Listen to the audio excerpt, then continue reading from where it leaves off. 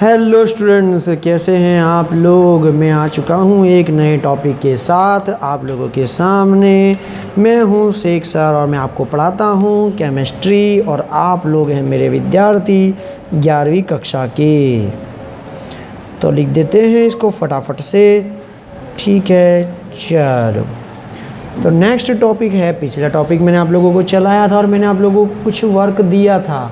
कितने ऐसे विद्यार्थी हैं जिन्होंने पढ़कर तुरंत उस वर्क को किया, या तो बाद में किया या 1-2 दिन के बाद किया हो।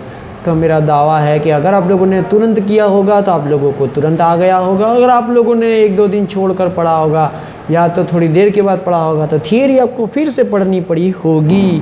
तो ऐसा बिल्कुल भी ना करें। हम लोग जब पढ़ा रहे हैं, जब समझ रहे हैं, तब उसके साथ साथ में प्रैक्टिस करते जाएं और उस काम को उसी दिन उसी वक्त पूरा करें। तो नेक्स्ट है सूत्र द्रव्यमान। देखो, आणविक द्रव्यमान और सूत्र द्रव्यमान के मध्य ज़्यादा अंतर नहीं होता है। इसे सूत्र द्रव्यमान इस तरह से कहा जाता है कि हम लोग के पास कुछ पदार्थ होते हैं। हमने कहा था कि भी अणुसूत्र आए तो आप लोगों को आ सकता है, तो पदार्थ के लिए भी अगर आप लोगों को अणुसूत्र याद हो तो आप लोग लिख सकते हो। लेकिन कुछ ऐसे पदार्थ होते हैं वो उनके घटक कण कुछ अलग रूप से देखने को मिलते हैं। उसका मतलब ये है कि पदार्थ में वह परमाणु होते ही नहीं हैं, अथवा तो वह अणु होते ही नहीं है, वो अणु से अलग होते हैं, जिनको हम लोग कहते हैं आयन। और वो आयन 2 स्वरूप में होते हैं, धनात्मक और ऋणात्मक। अगर हम लोग एग्ज़ाम पर लिखें कि मैंने आपको पहले ही सोडियम क्लोराइड दे दिया है, फिलहाल ये भी एक पदार्थ है, ये आयनिक पदार्थ है कि जिसमें अणु स्वरूप नहीं होता है, वह आयनों के स्वरूप में होता है। सोडियम धन आयन के स्वरूप में होता है और क्लोरीन ऋण आयन के स्वरूप में होता है। तो यदि अगर हम लोग उसका आणविक द्रव्यमान ज्ञात करना चाहें या सूत्र द्रव्यमान ज्ञात करना चाहें, दोनों का मतलब एक ही होता है। लेकिन अगर हम लोग आयनिक पदार्थ लिख रहे हैं तो थोड़ी सी वाक्य रचना बदल जाती है। वाक्य रचना ऐसी होती है कि सोडियम क्लोराइड का आणविक द्रव्यमान के स्थान पर आपको लिखना है सोडियम क्लोराइड का सूत्र द्रव्यमान। हालांकि पहले ऐसा नहीं होता था, लेकिन एनसीईआरटी में इसे थोड़ा सा अलग दिखाने का प्रयत्न किया गया है। तो सोडियम क्लोराइड का सूत्र द्रव्यमान तो हम लोग लिखेंगे सोडियम का परमाणु द्रव्यमान। बोलो, आ गया, वही चीज़ आ गई फिर से। और नेक्स्ट है कौन सा परमाणु? क्लोरीन का परमाणु द्रव्यमान। चलो, मैंने आप लोगों को लिस्ट दी है, वो दोनों ही चीज़ें हैं उसमें। 23 और क्लोरीन है 35.5, दोनों का योग हो जाएगा 58.5 यूनिफाइड मास। ठीक है, ये हो गया आप लोगों का सूत्र द्रव्यमान टॉपिक पूर्ण। तो आणविक द्रव्यमान और सूत्र द्रव्यमान दोनों एक ही होते हैं, उनको ढूंढने का तरीका एक ही है।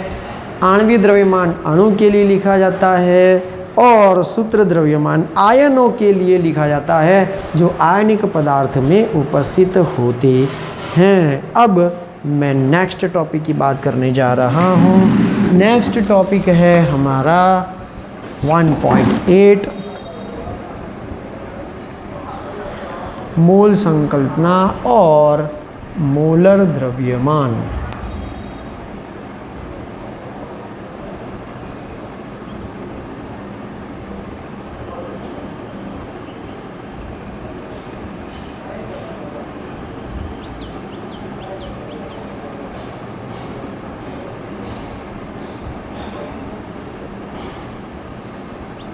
चलो, मोल संकल्पना और मोलर द्रव्यमान ये दोनों अलग अलग चीज़ें हैं, ठीक है। लेकिन इनको एक टॉपिक में हम लोग लिखेंगे, क्योंकि जिसको मोल आएगा उसको मोलर द्रव्यमान तुरंत आ जाएगा। चलो भाई, आप लोगों को याद होगा मोल कहीं आया था इस चैप्टर में। तो जो होशियार विद्यार्थी हैं, जो लोग रोज़ का रोज़ पढ़ते हैं, उन्होंने भी देखा होगा और सब लोगों ने भी देखा होगा। उनको तो याद होगा, दूसरों को शायद याद ना रहे। मैंने इसके लिए बात की थी एसआई मात्रक पद्धति में। तो एसआई मात्रक जो पद्धति थी उसमें था ये मोल, हाँ मोल मात्रक था कि भाई द्रव्य की मात्रा, कि जो कोई भी पदार्थ होता है, जो कोई भी अणु होता है, उस पदार्थ के अंदर उसकी द्रव्य की मात्रा होती है और उसकी द्रव्य की मात्रा को हम लोग मोल से बताते हैं। तो आ जाओ द्रव्य की मात्रा मोल कैसे है। देखो भाई, अगर हम लोग ये पेन ले, पेन के ऊपर की ये टिप ले, टिप के ऊपर का ये छोटा सा अगर इंक ले, यहाँ पर मैंने लगाया छोटा सा इंक ले जो हमको शायद ही दिखता है, थोड़ा सा दिखता है, उस इंक के अंदर आपको क्या लगता है कि घटक कण कितने होंगे? तो इतने सारे होते हैं कि हम लोग उनको गिन भी नहीं सकते। और जो चीज़ गिनी नहीं जा सकती है उसके लिए जो है एक मात्रा देनी पड़ती है। उस छोटी मात्रा को हम लोग कैसे समझते हैं? आ जाओ यहाँ पर। देखो भाई, अगर हम लोग मार्केट में केले लेने के लिए जाते हैं तो हम लोग कभी ऐसा नहीं कहते हैं कि भाई 12, 24 या 48 केले दे दो। हम लोग उसके लिए एक छोटा सा लफ्ज़ इस्तेमाल करते हैं और वो होता है दर्जन। हाँ भाई, कि भाई 12 के लिए 1 दर्जन, 24 के लिए 2 दर्जन, ठीक है ना, 48 के लिए 4 दर्जन। या तो यदि अगर हम लोग पतंगे लेने के लिए जाते हैं तो हम लोग क्या बोलते हैं? 100 पतंग दो, 200 पतंग दो, ऐसा बोलते हैं? नहीं बोलते हैं। हम लोग क्या बोलते हैं? 5 कौड़ी पतंग दो या 10 कौड़ी पतंग दो। तो वो उसके हिसाब से गिन कर जो है हमको दे देता है। तो उसका मतलब ये हुआ कि भाई बड़ी संख्या को छोटे में दर्शाने के लिए हम लोगों को जो है एक लफ्ज़ का इस्तेमाल करना पड़ता है। उसी तरह से ही पदार्थ के अंदर रहे हुए अणु की संख्या को बताने के लिए, परमाणु की संख्या को बताने के लिए, आयन की संख्या को बताने के लिए, जो बहुत अधिक संख्या में होते हैं उनके लिए एक छोटा सा लफ्ज़ है मोल। तो आप लोग बोलोगे कि भाई सर आपने कहा कि दर्जन के लिए, मतलब कि 12 के लिए दर्जन आप लोग बोलते हो, सर आप 20 के लिए कौड़ी बोलते हो और 144 के लिए ग्रॉस बोलते हो, तो फिर मोल कितनी संख्या के लिए बोलते हो? तो वो मैं अब आप लोगों को आगे बताने के लिए जा रहा हूँ। वैसे मोल के लिए संख्या होती है 6.022 1367 गुणे 10 की घात 23। ध्यान रखना विद्यार्थियों कि यहाँ पर संख्या कभी भी माइनस में नहीं होती है, संख्या हमेशा प्लस में होती है। हमारे क्लास में विद्यार्थियों की संख्या कितनी? -5 ऐसा नहीं बोल सकते, -30 ऐसा कभी हो नहीं सकता है, वो हमेशा पॉजिटिव में ही होती है। इसीलिए अणु की संख्या, परमाणु की संख्या, आयनों की संख्या पॉजिटिव ही रहेगी। इसलिए 10 की घातांक हमेशा पॉजिटिव आएगी। इतनी बड़ी संख्या के लिए हम लोग क्या बोलते हैं? सिर्फ और सिर्फ एक मोल। लेकिन ये संख्या आई कहाँ से?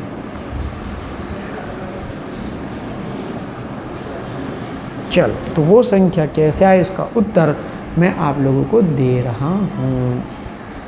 किसी पदार्थ का एक मोल उसकी वह मात्रा है जिसमें उतने ही कण उपस्थित होते हैं जितने कार्बन 12 समस्थानिक के ठीक 12 ग्राम में परमाणु की संख्या होती है। उसका मतलब क्या हुआ?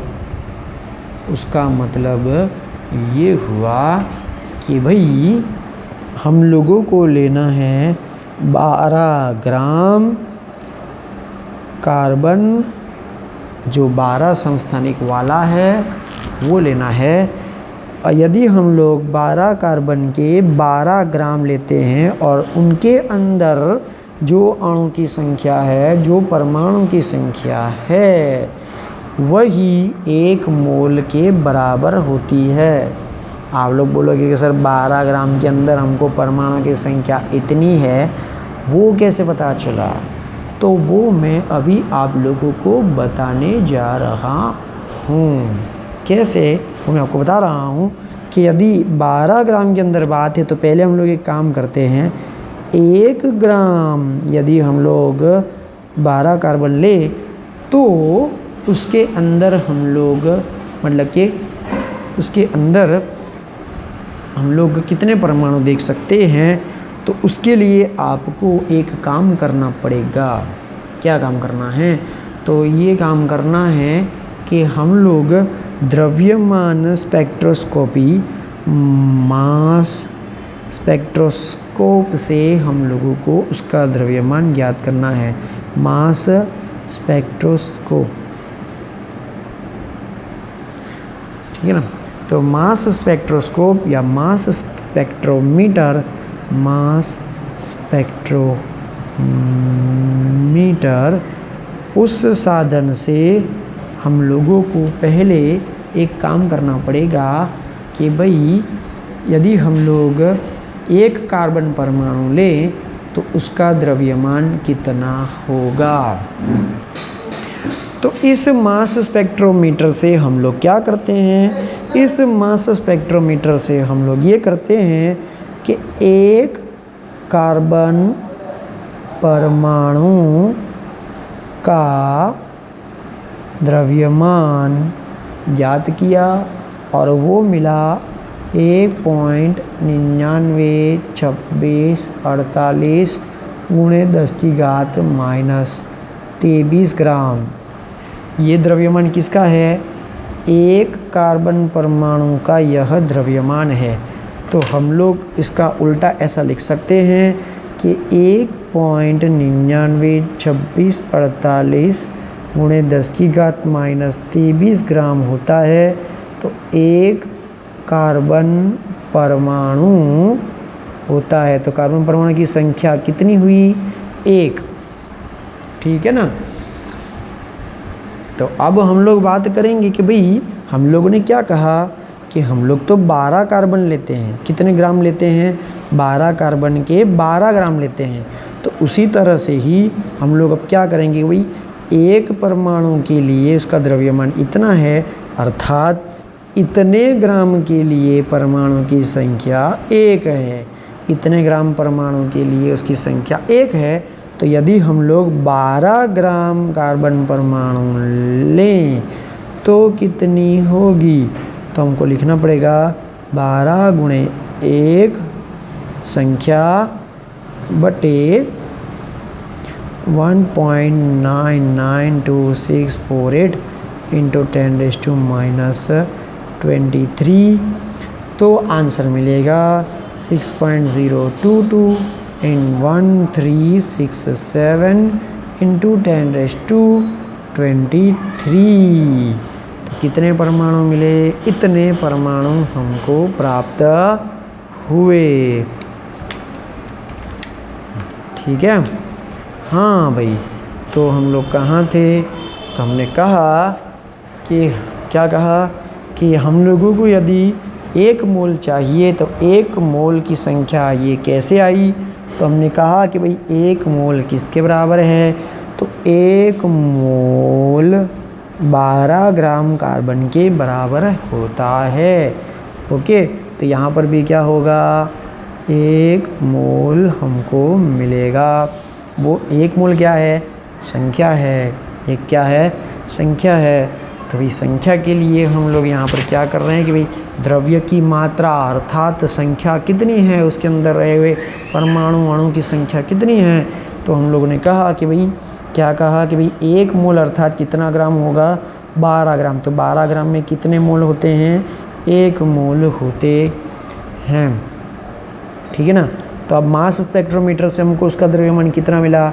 मास स्पेक्ट्रोमीटर से हम लोगों को मिला कि 1 कार्बन परमाणु लेते हैं तो इतने ग्राम होता है। तो इतने ग्राम के लिए हमको कितना कार्बन परमाणु मिला? अभी मैंने कैसे चलाया था? ऐसे चलाया था कि भाई 1 कार्बन परमाणु हमको मिलता है। इतने ग्राम के लिए कार्बन परमाणु की संख्या कितनी? 1। तो इतने ग्राम के लिए कार्बन परमाणु की संख्या कितनी? तो वो इतनी। तो हम लोगों को मिल गई इतनी। लेकिन वह 12 ग्राम के लिए परमाणु की संख्या को हम लोग क्या कहते हैं? 1 मोल कहते हैं। तो विद्यार्थी मित्रों, कभी भी आज के बाद हमको भूलना नहीं है। रास्ते में हमारा कोई दोस्त मिल जाए, भाई तेरा मोल चल गया, कितना है बता? तो बोले 1 मोल बराबर 6.022। ये हम लोग संख्या इतनी बोलेंगे नहीं, हम लोग सीधा बोलेंगे 6.022 इंटू 10⁻23। तो बोलो विद्यार्थी मित्रों, 1 मोल में कितनी संख्या होती है? तो 6.022 इंटू 10⁻23। अब ये जो 1 मोल में रहे हुए कणों की संख्या हम लोगों को प्राप्त हुई है, जो विद्यार्थी मित्रों आपको पता चला ये हम लोगों ने कैसे प्राप्त की। तो हम लोगों ने क्या कहा? पहले ये कहा कि हमको 1 मोल बराबर ये संख्या कैसे मिली है। तो उसके लिए हम लोगों ने क्या किया है? उसके लिए हम लोगों ने एक और बार, जैसे परमाणु द्रव्यमान 12 समस्थानिक वाला कार्बन हम लोगों ने लिया था, उसी तरह से ही हम लोग यहाँ पर फिर से 12 कार्बन वाला समस्थानिक लेंगे। कितना लेंगे? तो 12 ग्राम लेंगे। तो भाई 12 ग्राम कार्बन लेंगे, उनके अंदर परमाणु की संख्या कितनी होती है? इतनी होती है। वो कैसे पता चला? तो इससे पता चला कि मास स्पेक्ट्रोस्कोप या मास स्पेक्ट्रोमीटर से हम लोगों ने सबसे पहले क्या किया कि भाई 1 कार्बन परमाणु का द्रव्यमान निकाला। एक इतना छोटा सा, इसलिए हम लोगों ने क्या किया है? माइनस में लिखा है, बहुत छोटा सा द्रव्यमान होता है। तो 1 कार्बन परमाणु का द्रव्यमान हम लोगों ने इतना लिया। इसका उल्टा हम लोगों ने क्या लिखा? तो इतने ग्राम होंगे तो 1 कार्बन परमाणु की संख्या होती है। तो हम लोगों ने कितने ग्राम कार्बन लेना है? 12 ग्राम कार्बन लेना है। तो इतने ग्राम के लिए कार्बन परमाणु की संख्या 1 होती है। तो 12 ग्राम कार्बन ले तो उनके अंदर परमाणु की संख्या कितनी होगी?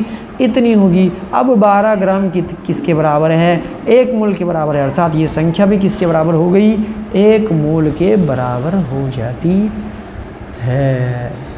बोलो समझ में आया? अब आगे 1 मोल में रहे हुए कणों की संख्या को हम लोग एवोगैड्रो स्थिरांक या एवोगैड्रो संख्या कहते हैं। तो मैं लिख रहा हूँ 1 मोल में रहे कणों की संख्या को क्या कहते हैं? एवोगैड्रो स्थिरांक या संख्या, जिसे हम लोग बताते हैं Na, मतलब नंबर ऑफ एवोगैड्रो। Na का मतलब क्या होता है? नंबर ऑफ एवोगैड्रो होता है। चलो एवोगैड्रो संख्या हुई, ठीक है ना। तो अब 1 मोल एवोगैड्रो संख्या, तो एवोगैड्रो संख्या Na कितनी हुई? तो 6.022 इंटू 10⁻23। बोलो विद्यार्थी मित्रों कितनी हुई? 6.022 इंटू 10⁻23। 6.022 इंटू 10⁻23। 6.022 इंटू 10⁻23। तो अब कहीं पर भी 1 मोल आएगा तो कितना होगा? 1 मोल में कितनी संख्या होती है? 6.022 इंटू 10⁻23। तो यदि मैं कहूँ कि 1 मोल हाइड्रोजन परमाणु, तो कितने हाइड्रोजन परमाणु हुए? तो 6.022 इंटू 10⁻23। तो क्या आप लोगों को पता चला हम लोगों ने मोल क्यों ज्ञात किया? क्योंकि अगर हम लोग पानी का एक छोटा सा बूंद लेते हैं तो उसमें इतने सारे परमाणु अणु होते हैं कि हम लोग गिन नहीं सकते। उनका योग, घटाव, गुणा, भाग करना मुश्किल हो जाएगा। इसीलिए हम लोगों ने उसका छोटा मात्रक निकाला। कौन सा? 1 मोल। लेकिन 1 मोल कितनी संख्या के बराबर है? तो यदि उस पानी की बूंद के अंदर 6.022 इंटू 10⁻23 परमाणु हैं तो वो हो गए 1 मोल परमाणु। तो अब हम लोग पढ़ेंगे भाई एक मोल अणु में कितने अणु होते हैं, तो 6.022 × 10⁻23। तो यदि मैं कहूँ कि 11 साइंस में एक मोल संख्या है, एक मोल विद्यार्थी हैं, तो कितने विद्यार्थी हुए, 6.022 × 10⁻23 हुए। एक मोल कबूतर, तो कितने कबूतर हुए, तो 6.022 × 10⁻23 हुए। एक मोल भैंस, तो कितनी भैंसें हुई, तो 6.022 × 10⁻23 होता है। एक मोल आयनों की संख्या, तो कितने आयन होते हैं, तो 6.022 × 10⁻23 आयन होते हैं। बोलो समझ में आया? अब आगे बात है कि भाई मोलर द्रव्यमान। अब ये मोलर द्रव्यमान क्या है, तो वो मैं मोलर द्रव्यमान आपको यहाँ पर छोटे से हिस्से में सिखा देता हूँ।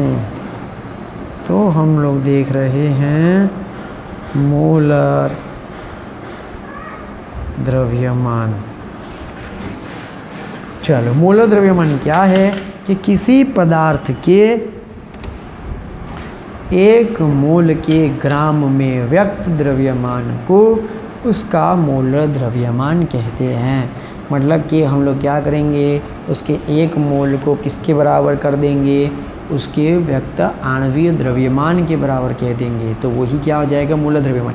उसका मतलब ये हुआ, मैं आपको समझाता हूँ कि भाई एक मोल H2O, उसका मतलब ये है 1 × H2O हुआ। इसका मतलब क्या हुआ, 1 × H2O हुआ। अब आप मुझे बताओ H2O का आणविक द्रव्यमान कितना आएगा, तो H2O का आणविक द्रव्यमान कैसे आएगा, ऑक्सीजन 16, हाइड्रोजन 1 × 2, 2 + 16 18 मिलेगा, तो 18 ग्राम प्रति मोल। तो आणविक द्रव्यमान को हम लोग कितने तरीक़ों से बता सकते हैं, 2 तरीक़ों से बता सकते हैं, एक ग्राम प्रति मोल और दूसरा यूनिफाइड मास।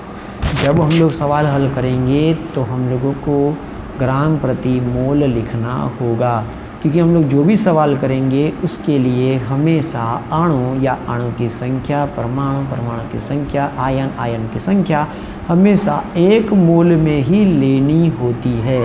और जब एक मोल के लिए बात करते हैं तो लिखना पड़ता है इतने ग्राम प्रति मोल, एक मोल में इतने ग्राम। तो अब इसका अर्थघटन क्या हुआ, इसका अर्थघटन ये हुआ कि 1 मोल H2O बराबर 18 ग्राम, 1 मोल H2O बराबर 18 ग्राम। तो उसी तरह से अगर हम लोग, मैं लिखूं 1 मोल मीथेन, बताओ कितना, तो भाई 16। हम लोगों ने आगे याद किया ना, कैसे आया 16, तो उसके आणविक द्रव्यमान से आया। कैसे आया, आणविक द्रव्यमान से आया, ठीक है ना। तो 1 मोल मीथेन तो 16, लेकिन 1 मोल में रहे हुए मीथेन का आणविक द्रव्यमान कितना, तो फिर हम लोग लिखेंगे मीथेन का आणविक द्रव्यमान कितना होता है, तो भाई 16 ग्राम प्रति मोल होता है, 16 ग्राम प्रति मोल होता है। तो विद्यार्थी मित्रों, आणविक द्रव्यमान और मोलर द्रव्यमान ज्ञात करने का तरीका एक ही है, आंसर एक ही आएगा, सिर्फ उसके मात्रक अलग हैं। आणविक द्रव्यमान में हम लोग यूनिफाइड मास लिखते हैं और मोलर द्रव्यमान में हम लोग ग्राम प्रति मोल लिखते हैं। तो अब कभी भी आप लोगों को सवाल हल करना होगा तो आणविक द्रव्यमान ज्ञात करने का तरीका एक ही है, आंसर वही आएगा, मात्रक आपको लिखना है ग्राम प्रति मोल। ये कौन सा लिखना है आपको, ग्राम प्रति मोल लिखना है। तो सोडियम क्लोराइड का मोलर द्रव्यमान कितना होगा, तो इस तरह से विद्यार्थी मित्र याद होना चाहिए। सोडियम क्लोराइड बराबर उसका अणु सूत्र है NaCl, Na मतलब 23 और क्लोरीन का 35.5, सर 23 और 35.5 बराबर 58 ग्राम प्रति मोल। एक मोल में इतने ग्राम होते हैं और एक मोल में कितनी संख्या होती है, इतनी संख्या होती है। वो समझ में आया? तो सीधी सी बात है ना भाई, 12 ग्राम वो कार्बन का आणवीय द्रव्यमान ही है, परमाणुवीय द्रव्यमान ही होता है। ओके, समझ में आया? हाँ, तो ठीक है विद्यार्थी मित्रों, हम लोग जो है इतना रखते हैं। अब आप लोगों को मैं जो है वो नेक्स्ट टॉपिक नेक्स्ट वीडियो में समझाऊंगा। तब तक के लिए हम लोग चलते हैं और इसको तैयार करते हैं। इसको होम क्लास वर्क की नोटबुक में लिखते हैं, इसको होमवर्क की नोटबुक में लिखते हैं। आप लोगों ने देखा होगा, नहीं देखा हो तो देख लेना। स्वाध्याय के अंदर यहाँ से चालू हो रहा है। आज के जो मैंने यहाँ पे चलाया, इसके पिछले वाला जो वीडियो था उसका जो टॉपिक चला, वहाँ से वो स्वाध्याय हो रहा है। तब मैंने कहा है, कुछ विद्यार्थियों की मुझसे फ़ोन पे बात हुई थी, मैंने उनको कहा था, आपको भी मैं कह देता हूँ कि आपको इस केमिस्ट्री को 2 हिस्सों में बांट के पढ़ना है। थियरी आपको पढ़नी पड़ेगी क्योंकि मैं आपको समझा रहा हूँ, वो समझना पड़ेगा, और उसका उपयोग आपको पीछे स्वाध्याय में अभ्यास में दिया गया है। आप लोग ध्यान से देखना कि अगर आप लोगों को थियरी आएगी तो ही वो स्वाध्याय आप लोग हल कर पाओगे। और जो सवाल जवाब होते हैं, जो परीक्षाएं होती हैं, एग्ज़ाम्स होते हैं, उनमें तो थियरी और अभ्यास दोनों में से पूछा जाता है। और मैं तो ये समझता हूँ कि अभ्यास में से ज़्यादा पूछा जाता है। डायरेक्ट अभ्यास करोगे तो नहीं आएगा क्योंकि थियरी आपने पढ़ी नहीं है, समझ में नहीं आएगा, रटना पड़ेगा। अगर आप लोग थियरी पढ़ोगे और अगर कुछ अभ्यास नहीं करोगे तो थियरी पढ़ने के बाद उसकी उपयोगिता कैसे होती है वो आपको समझ में नहीं आएगी। इसलिए आपको क्या करना होता है, थियरी को समझना होता है, उसका उपयोग पीछे अभ्यास में करना होता है। अब आप लोगों को फुलफिल कंप्लीट रूप से जो है वो केमिस्ट्री आने लगती है। अब इस अभ्यास में या स्वाध्याय में सारे टॉपिक्स होते हैं, लेकिन मैंने आप लोगों को 2 या 3 टॉपिक जो है वो मैं आपको बाद में चलाऊंगा, इसलिए उस सवाल को नेगलेक्ट करें, उसको ओमिट करें, वो मैं आप लोगों को बाद में चलाऊंगा। तब तक के लिए मिलते हैं next time. Have a nice day.